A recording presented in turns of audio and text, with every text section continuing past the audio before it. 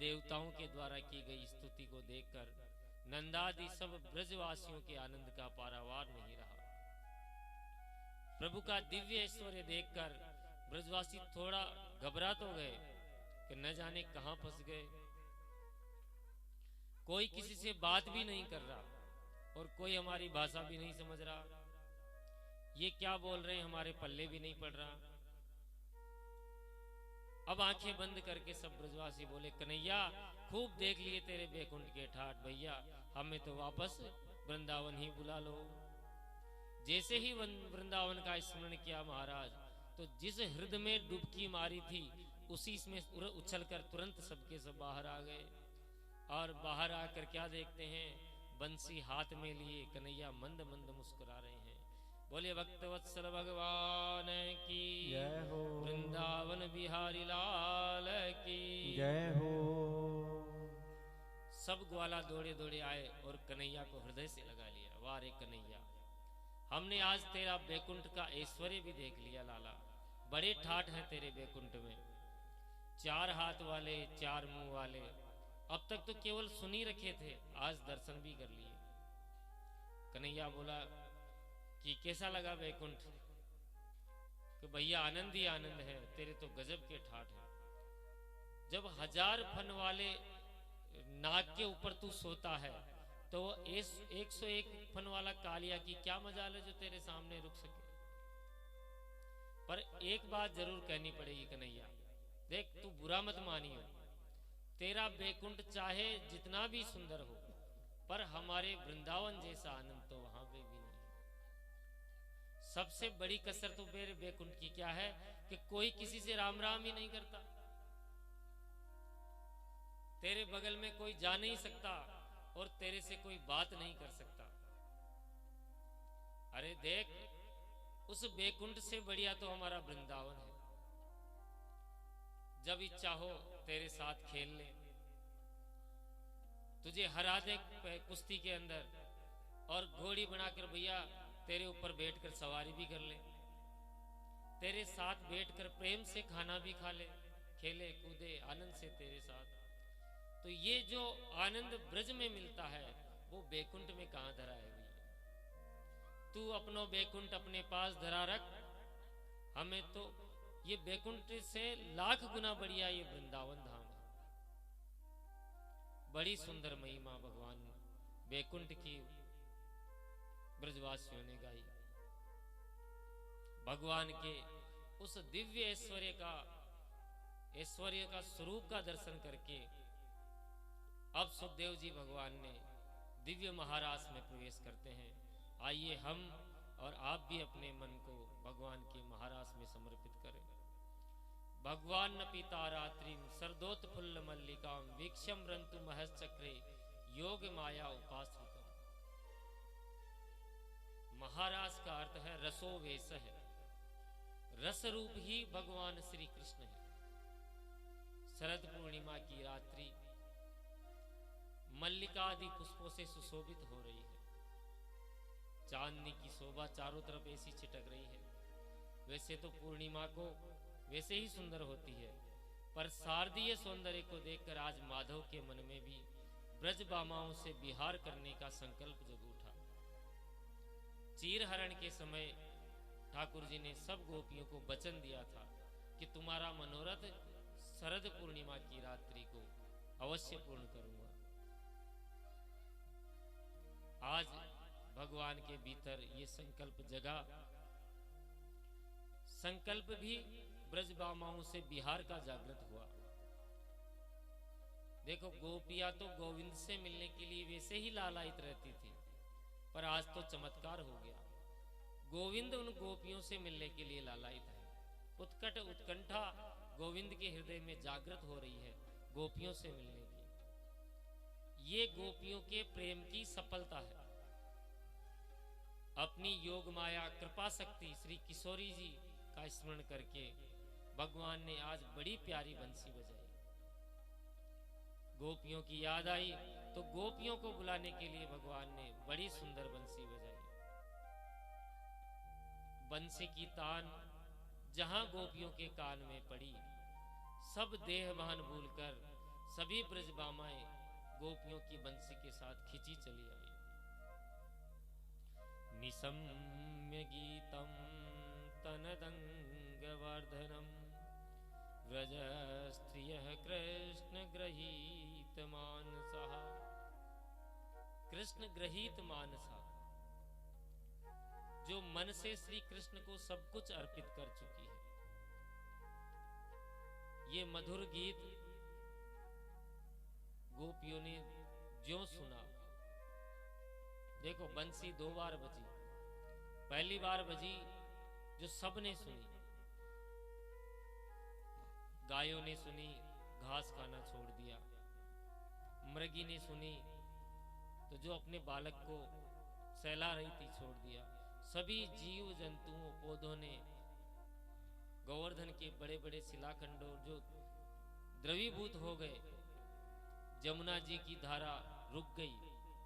पर आज जो बंसी बजी वह केवल गोपियों ने सुनी। मानो बंसी रूप में जो भगवान शंकर भोलेनाथ है।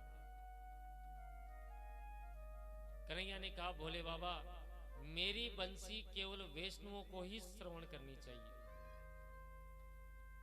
क्योंकि भगवान शंकर सबसे बड़े वैष्णवाचार्य, वैष्णवों के परम आचार्य। और ये गोपियां कोई साधारण स्त्रियां नहीं थी। बड़े बड़े संत महात्मा रामावतार के समय जिन जिन संत महात्माओं ने भगवान श्री राम के दर्शन किए, उनका सानिध्य पाने की जो इच्छा थी, सबको भगवान श्री राम ने कहा था कि तुम्हारा ये जो अभिलाषा है ये महाराज में ही पूर्ण होगी। श्री राम विवाह के अवसर पर मिथिलापुरी में जितनी भी स्त्रियों ने पति रूप में भगवान श्री कृष्ण को पाना चाहा, भगवान राम को पाना चाहा, सबको आशीर्वाद प्रदान किया, वे सभी गोपियां हैं। इस बंसी को केवल ब्रज की गोपियों ने सुना। और ब्रज गोपियों में भी जिनका चीरहरण भगवान कर चुके हैं, केवल महाराज में आने का उन्हें वचन दे चुके हैं, उन्हीं गोपियों ने बंसी सुनी। चीरहरण क्या है? कि परमात्मा के दिव्य रसास्वादन करने का अधिकारी जो हो, जिसका चीरहरण हो गया। चीरहरण हुए बिना महाराज में गति नहीं मिलती। जब तक जीवात्मा और परमात्मा के बीच में ये सूक्ष्म आवरण, माया का जो आवरण है, यह शेष रह जाए, तब तक जीव उस दिव्य महाराज का अधिकारी नहीं बन सकता। घूंघट के पट खोल तो ही पिया मिलेंगे। प्रिया प्रीतम के बीच में जो घूंघट का पट है माया रूपी, इसी का हरण जब हो जाए, क्योंकि घूंघट का पट भी तो प्रियतम ही उगारते हैं, और कन्हैया ने चीर हरण करके उस माया रूपी जो पट था बीच में वो हटा दिया। सोई जानई जई देहु जनाई, जानत तुम्ही होई जाए। जिसे वे अपना रस देना चाहते हैं, उन्हीं की आंखों से ये माया का घूंघट हटा देते हैं। और ब्रह्म वेद ब्रह्मेव भवति, जहां उस ब्रह्म का अपरोक्ष रूप से साक्षात्कार हुआ, उस दिव्य महाराज का एक बार रसास्वादन किया, वही महाराज का परम पात्र बन जाता है। नूतन जलधर रुचे गोप वधूटि दुकुल चोराय, तस्मै कृष्णाय नमः संसार मही रुहस्य बीजाय।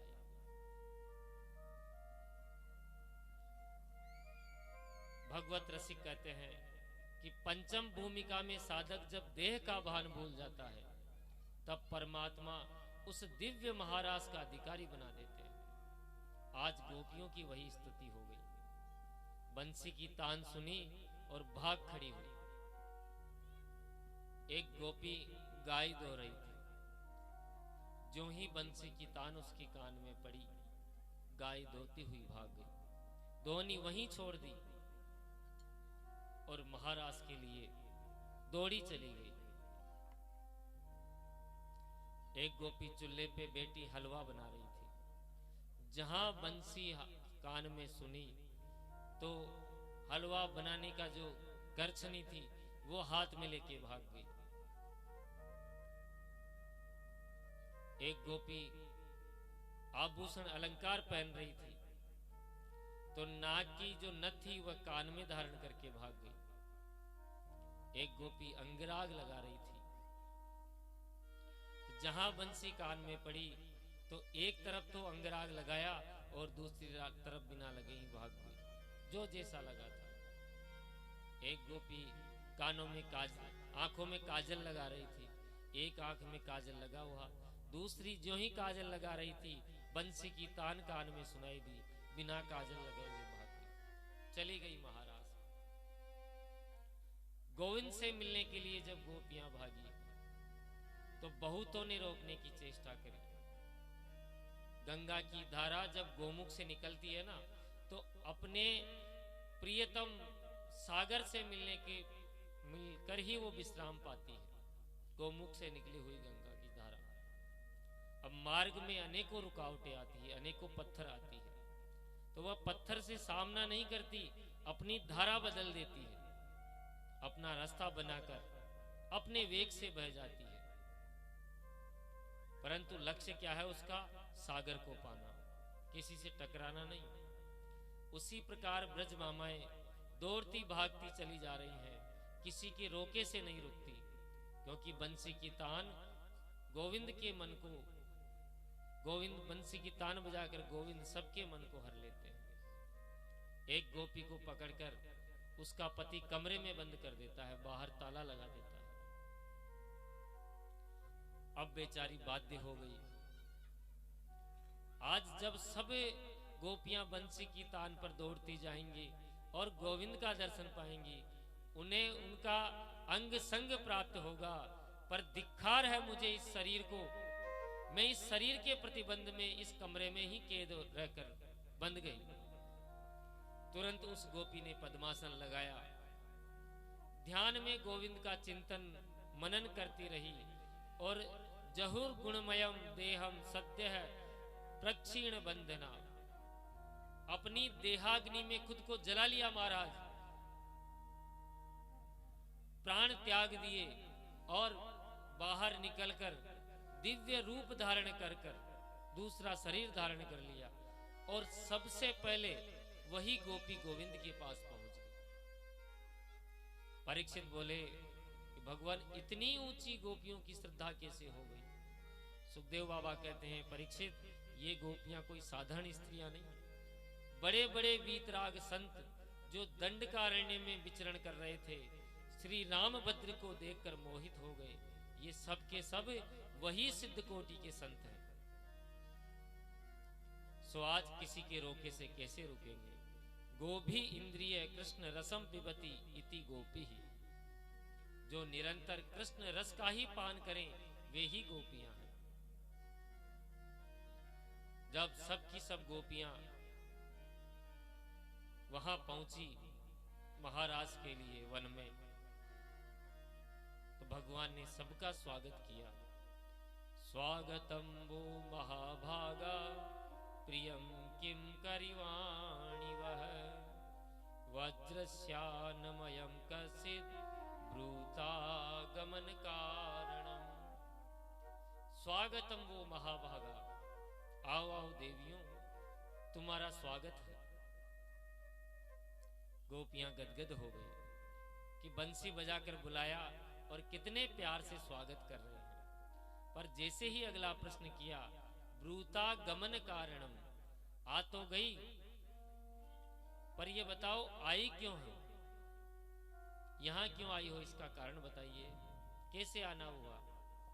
अब तो गोपियां बेचारी मुंह लटकाकर खड़ी हो गई कि बंसी बजाकर निमंत्रण भी दे दिया और अब पूछ रहे हैं कि क्यों आई हो।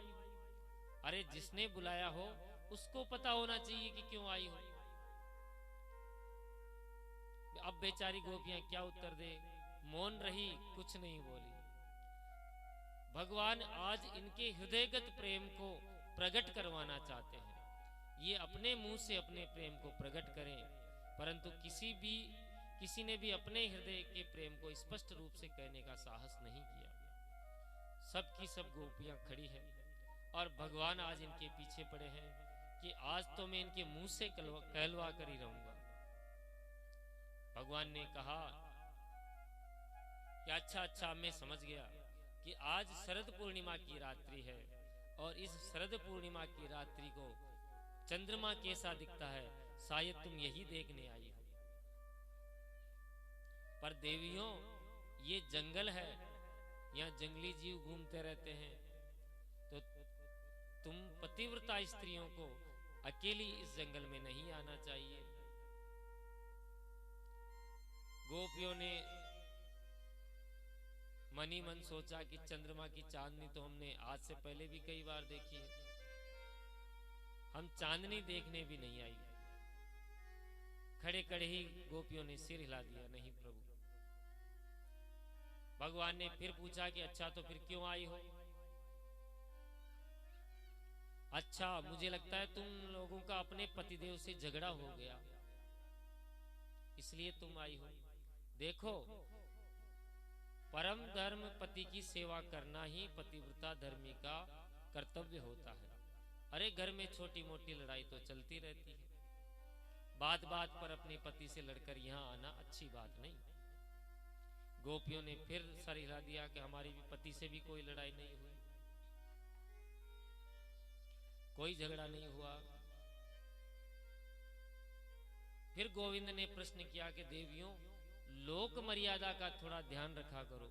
देखो तुम्हारी कितनी अपकीर्ति होगी, घर जाओ और घर में ही बैठकर मेरा ध्यान लगाओ, लोक लाज का भी कुछ ख्याल करो। अब भगवान ने जब स्पष्ट कह दिया कि घर जाओ, अंत में गोपियों ने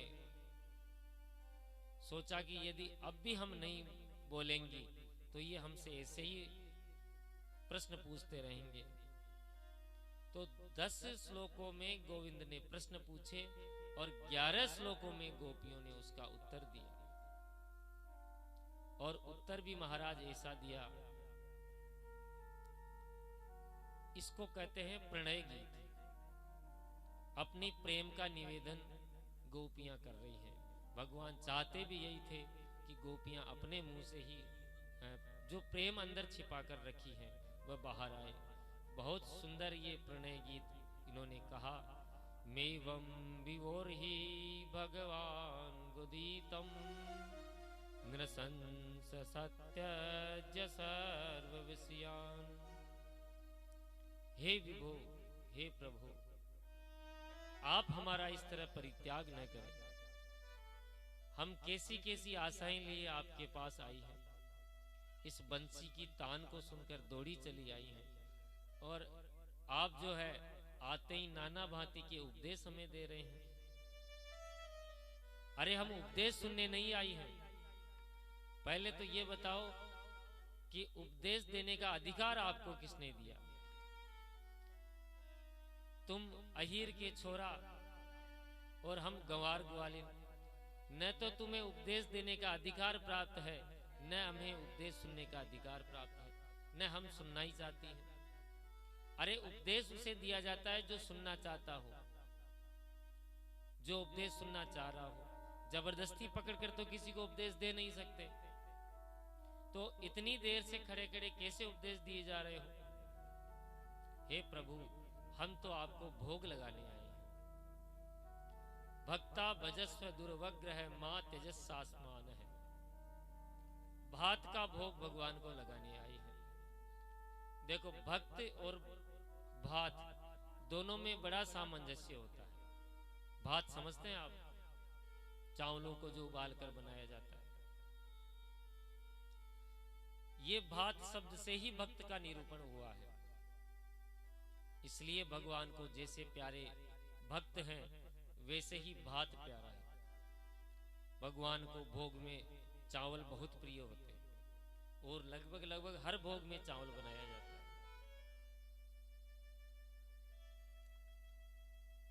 अब भात और भक्त में क्या सामंजस्य है?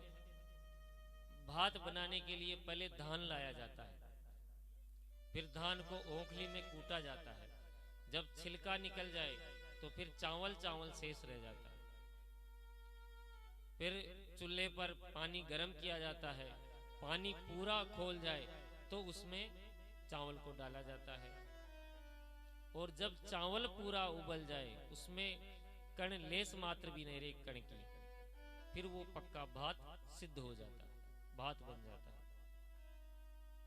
उसी प्रकार ये जो जीव है ये भी परमात्मा का भात ही।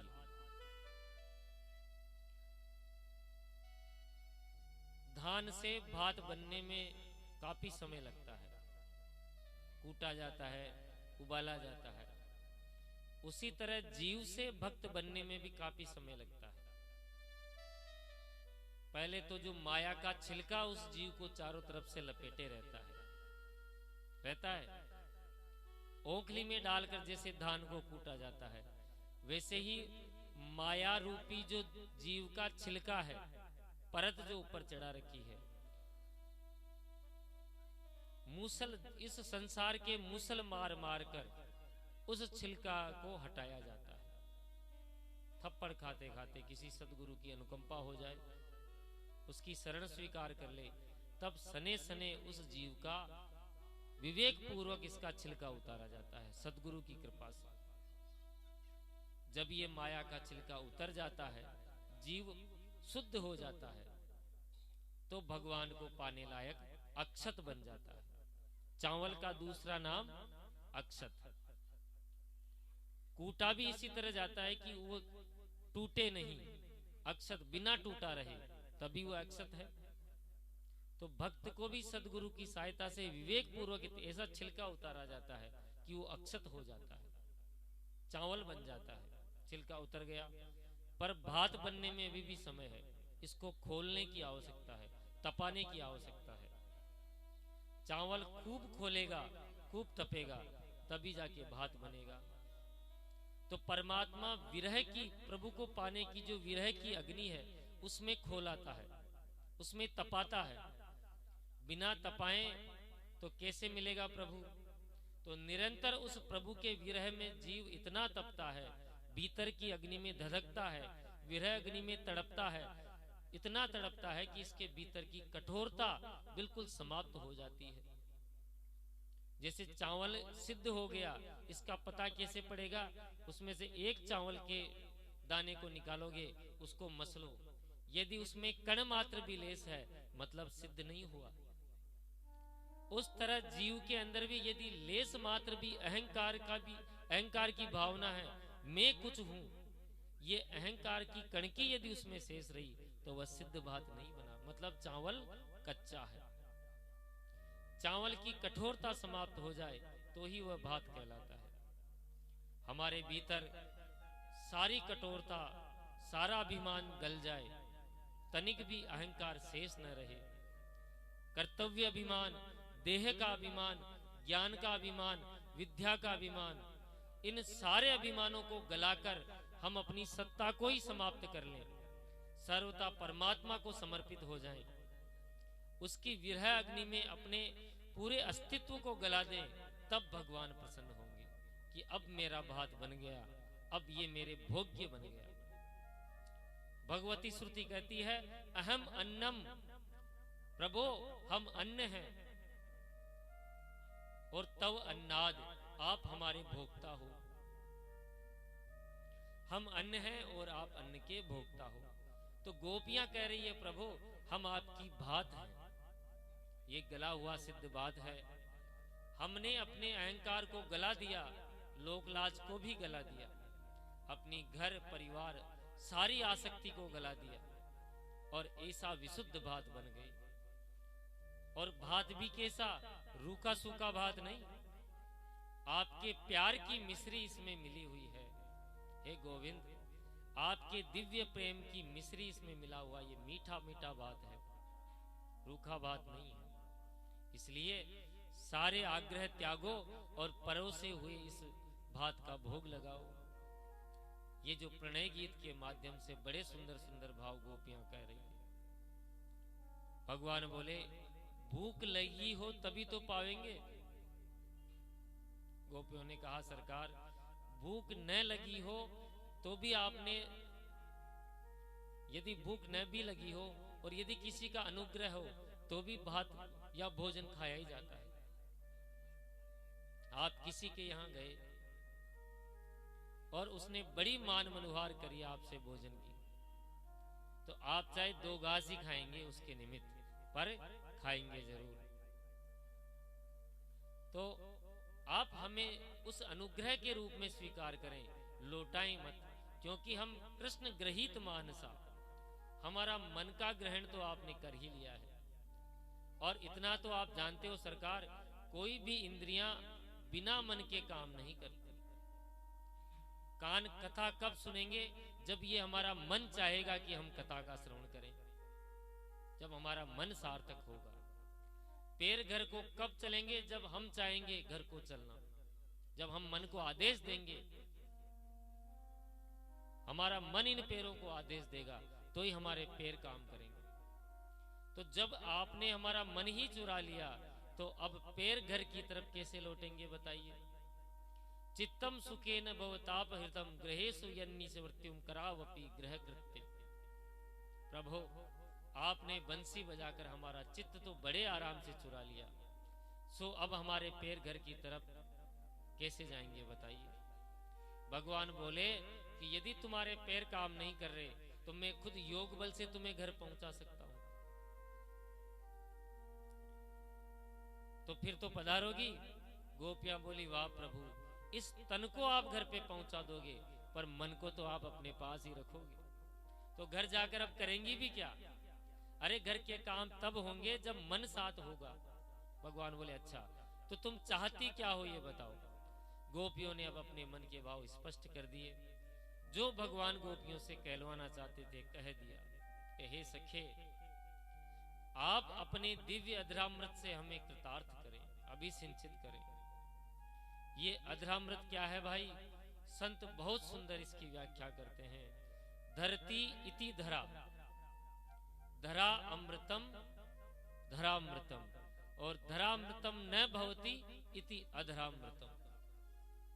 धरती का पर्यायवाची क्या है? धरा। और धरा का अमृत हुआ धरामृत। इस पृथ्वी का जो अमृत हुआ वो धरामृत। पर जो अमृत इस पूरी धरा पर नहीं हो वो है अधरामृत। बहुत सुंदर व्याख्या संतों ने इसकी करी है। धरती को जो धारण करे उसका जो अमृत है वह अधरामृत है। गोपियों ने उस अधरामृत के रस की याचना गोविंद से करी, जिसकी श्रुतियों ने बड़ी सुंदर वर्णन किया है। परमात्मा रस स्वरूप है, उसके उस दिव्य लौकिक अभौतिक प्राकृत रस का जिसने रसास्वादन कर लिया वह जीव आनंद स्वरूप हो जाता है। गोपियां उसी रस की याचना प्रभु से कर रही है। और सावधान भी कर दिया कि यदि आपने हमारा मनोरथ पूर्ण नहीं किया, वह रस हमें प्रदान नहीं किया, तो हम आपके प्रेम में ही अपना शरीर परित्याग कर देंगे। जीते जी न सही, मरने के बाद तो आपकी प्राप्ति होगी होगी। देखो, हम बाजार से 10 रुपए का ये जी मटका भी खरीदने जाते हैं ना, तो उसको 10 बार ठोक बजाकर खरीदते हैं, कहीं से छिद्र तो नहीं है।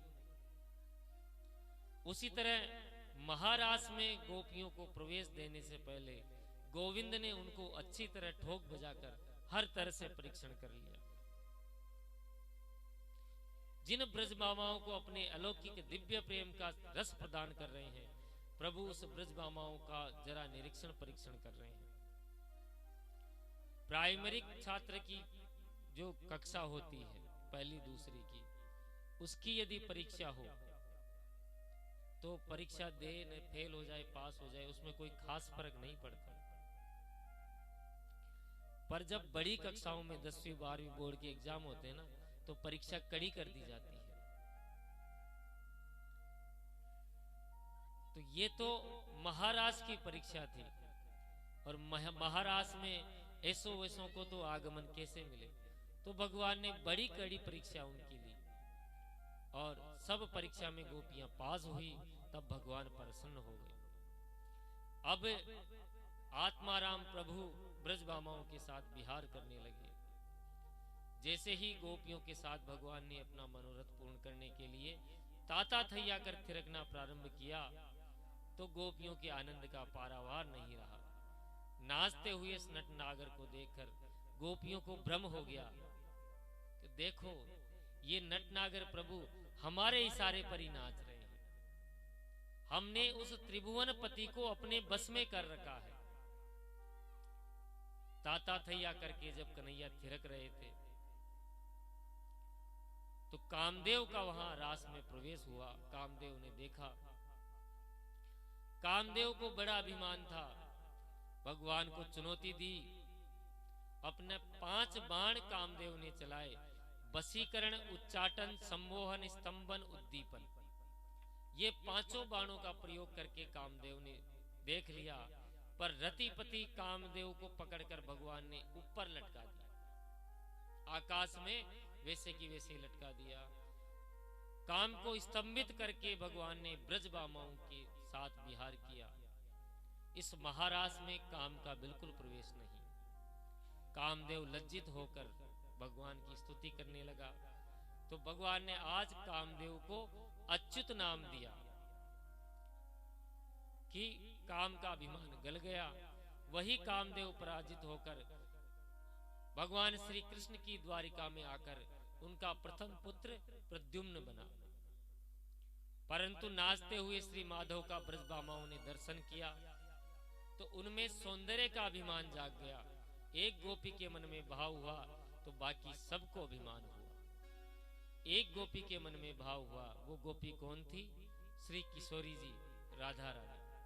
उस गोपी को तो भाव हुआ और बाकी गोपियों को अभिमान हुआ। भगवान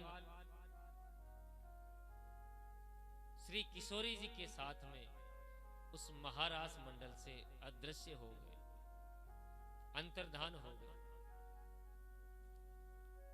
ज्यों कन्हैया महाराज से अंतर्धान हुए, सभी गोपियां बेहोश होकर, मूर्छावान होकर चारों तरफ दौड़ी कि कहां गया कन्हैया, कहां गया। और एक दूसरे से ही कहने लगी कि देखो कितना निष्ठुर है, आखिर है तो पुरुष जाति का ही। वृक्षों से पूछने लगी, लताओं से पूछने लगी, तुलसी जी से पूछने लगी, तुना विष्णु ना लसती शोभने, तेरी तो शोभा ही गोविंद के पाद पद्मों से होती है, जल्दी बता। तभी अचानक हवा का झोंका आया, तुलसी का पौधा हिल गया। मानो गोपी कह रही, गोपी सोच रही कि देखो ये मानो नटने की स्थिति में मना करने के उद्देश्य से हिला रही है कि मुझे पता नहीं। गोपियां विरह में व्याकुल होकर एक स्थान से दूसरे स्थान पर भटकती रही। एक गोपी बोली, सखी निश्चित ही कन्हैया यहाँ छुपे हैं, क्योंकि यहाँ बहुत हरियाली हो रही है। विरह से व्याकुल होकर गोपियों में जब वह पूरा अभिमान गल गया तो कन्हैया उनके बीच में वापस प्रकट हो गए, क्योंकि वो जो भात में जो कुछ अंश था वो भी गल गया, पूरी तरह सिद्ध भात बन गई। और अब महाराज प्रारंभ होने लगा। व्यास जी महाराज ने बड़ा सुंदर गोपी गीत के माध्यम से ये महाराज का गायन किया है। जिस सज्जन को ये याद हो वह हमारे साथ साथ बोले, अन्यथा महाराज जी जन्मना बजा सयत इंदिरा शाश्वत ही जयति देदिका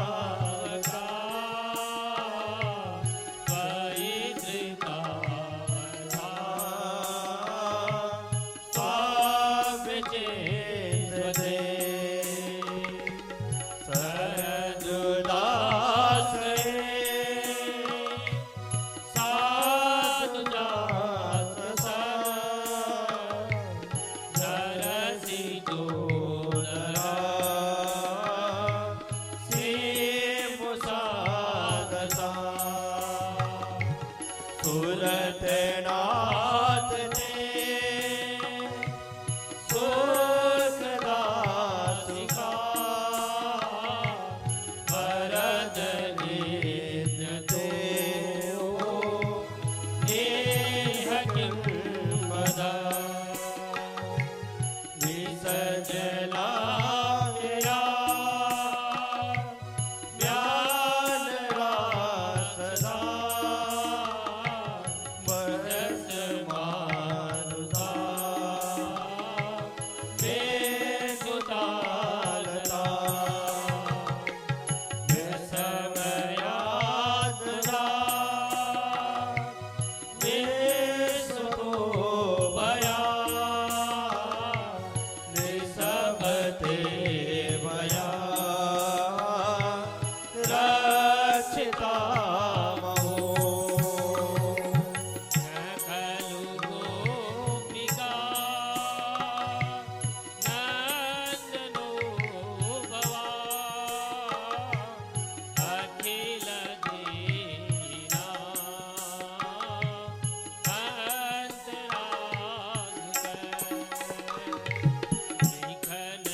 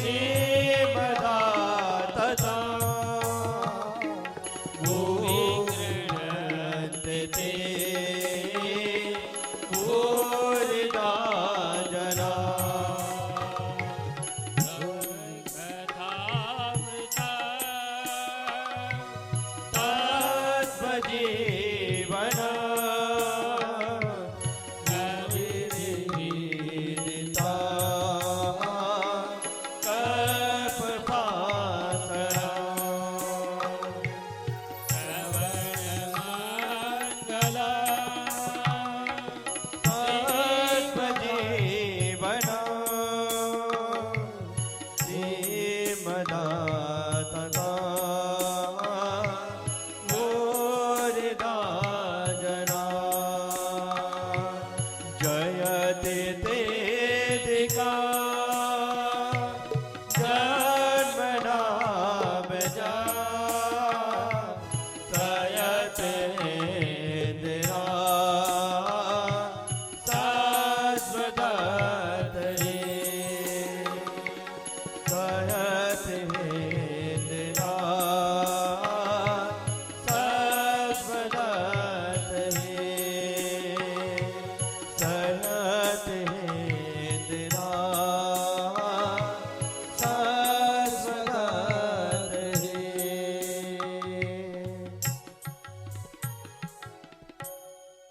इति गोप्यः प्रगायन्त्यः प्रलपन्त्यस्य चित्रधा रुरुदु सुस्वर राजन् कृष्ण दर्शन लालसा। बड़ा सुंदर गोपी गीत गोपियों ने गाया और महारास में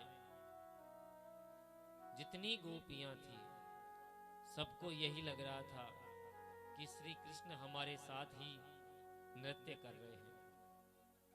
जितनी गोपियां उतने ही वह ठाकुर जी के रूप बन गए। और आइए हम सब भी महारास में प्रवेश करते हैं। सब अपने अपने गोपी होने के भाव से इस रास मंडल में प्रवेश करें, क्योंकि कहा गया है जो पावे महारास को संग पुरुष भाव होए भंग चढ़े जब वृंदावन को रंग। पुरुष भाव भंग होके स्त्री भाव जागृत हो जाए, क्योंकि इस महारास में स्वयं भगवान भोले बाबा को भी स्त्री रूप में बनकर ही इस महारास में प्रवेश मिला था, तो हम भी अपनी आत्मिक रूप में इस महारास में प्रवेश करें, मानसिक रूप में। बोले रास बिहारी भगवान की जय हो। कृष्ण कन्हैया लाल की जय हो। राधा रानी सरकार की जय हो। आप थोड़ा थोड़ा पीछे हो जाइए पाइप के बराबर तक। ये जो पाइप है, पाइप के पीछे पीछे तक हो जाइए।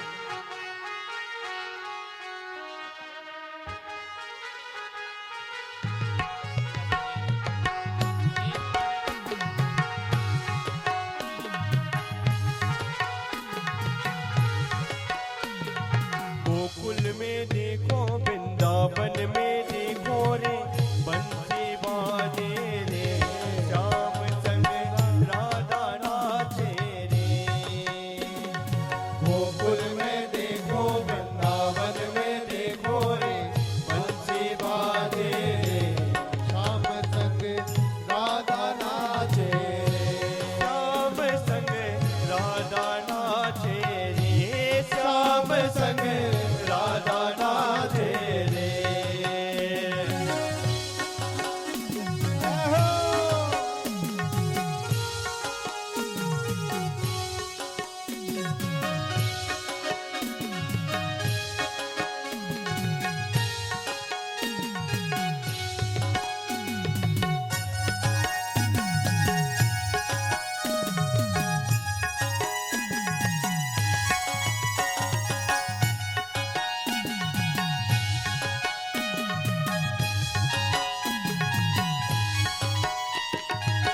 चम चम नाचे राधा रानी, सुन के मीठी मोरलिया हो।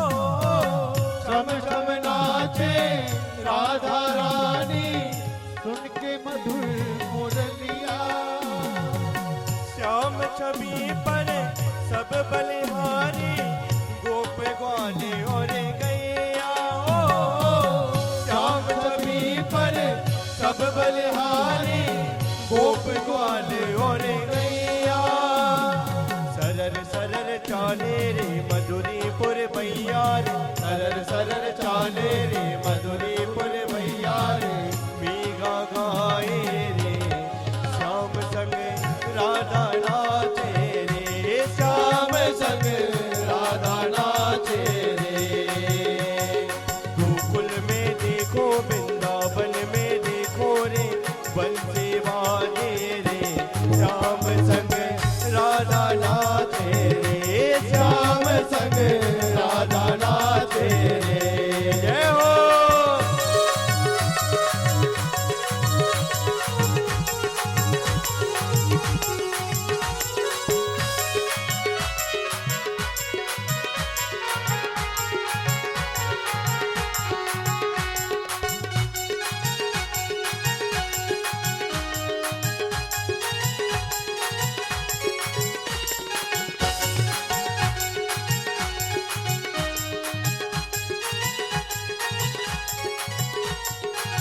बंसी बट परे, यमुना तट परे, कान्हा रास रचावे ओ।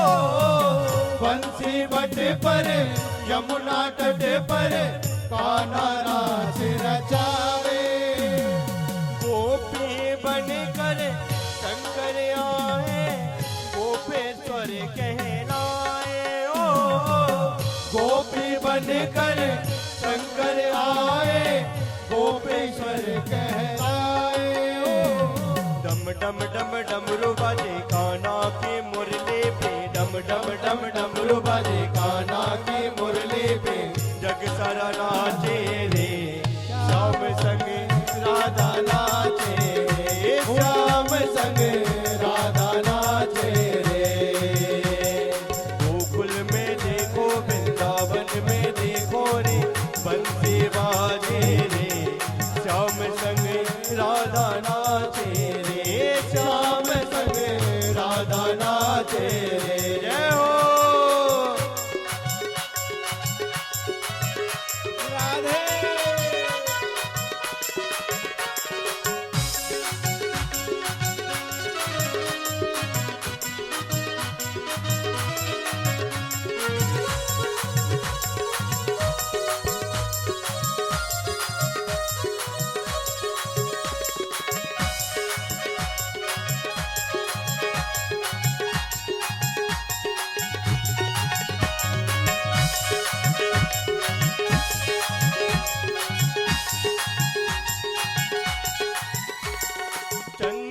किरण सो श्याम सलोनो दो आँखें गजरारी ओ चंद्र किरण सो श्याम सलोनो दो आँखें गजरारी ठुमक ठुमक नाचे गोपियन के संग जग का पालन हारी ओ ठुमक ठुमक नाचे जग का पालन हारी श्याम बिहारी संग राधा कुमारी भी श्याम बिहारी संग राधा कुमारी रंग में विराजे रे श्याम संग राधा नाचे रे श्याम संग राधा नाचे रे रास रचोहे आज यमुना किनारे सखी रास रचोहे रास रचोहे आज यमुना किनारे सखी रास रचोहे राधा नाचे कृष्ण नाचे नाचे गोपी जने राधा नाचे कृष्ण नाचे नाच गोपी संग मन मेरो बन गयो सखी रे पावन वृंदावन ओ जी मन मेरो बन गयो सखी रे पावन वृंदावन ओ जी रास रचोहे आज यमुना किनारे महारास रचोहे रास रचोहे आज यमुना किनारे सखी रास रचोहे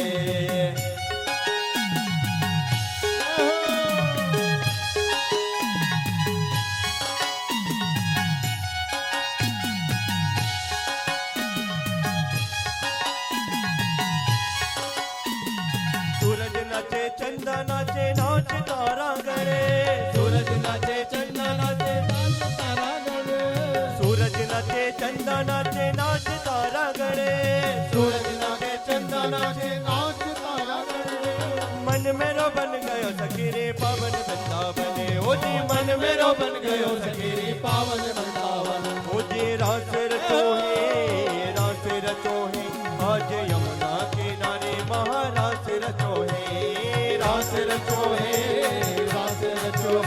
आज यमुना किनारे महारास रचोहे रास रचोहे आज यमुना किनारे महारास रचोहे रास रचोहे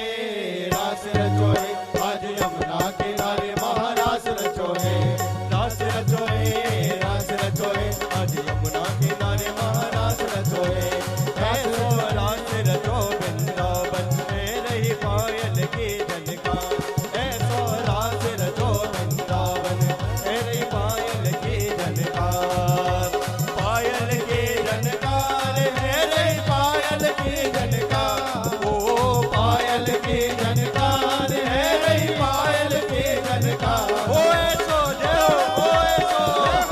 ऐसो रास रचो वृंदावन में रही पायल की झनकार ऐसो रास रचो वृंदावन में रही पायल जय हो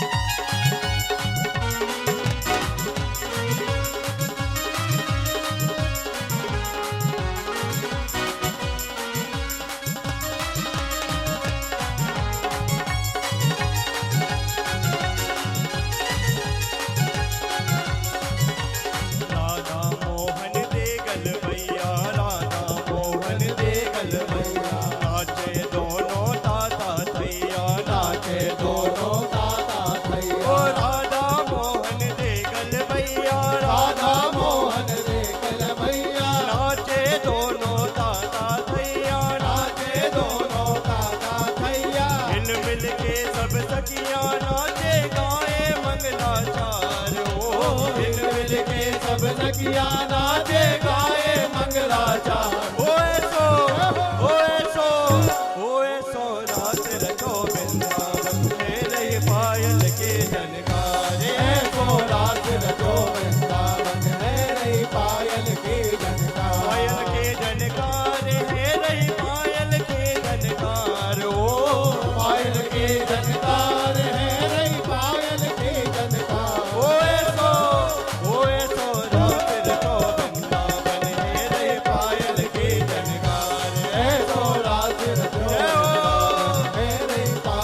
की झनकार।